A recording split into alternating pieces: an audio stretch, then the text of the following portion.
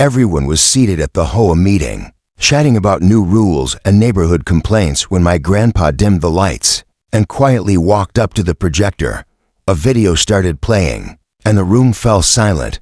There she was, Karen, sneaking into our backyard in the middle of the night, climbing over the fence, and diving into our private pool like she owned the place. My name is Adil.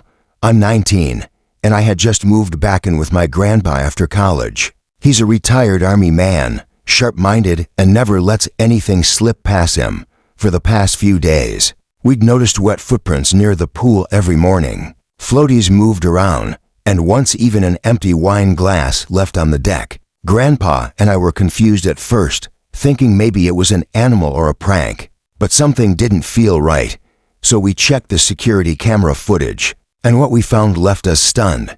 It was Karen, the same HOA board member who constantly complains about our lawn, our decorations, even the way we park. She had been sneaking into our pool at night, while pretending to be the moral police of the neighborhood during the day. Grandpa didn't say anything immediately. He waited for the next HOA meeting.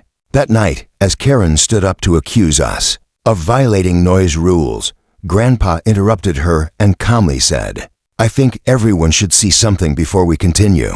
He plugged in the USB and played the footage. You could hear a pin drop. Karen's face turned white as the video showed her every move, jumping the fence, swimming alone, drinking by the poolside. The HOA board members turned their heads slowly toward her, shocked. Karen stuttered, tried to deny it, but it was all too clear. She had no excuse. The board fined her for trespassing, and she was forced to step down from her position. People still talk about that night and how Grandpa turned a boring meeting into a legendary moment.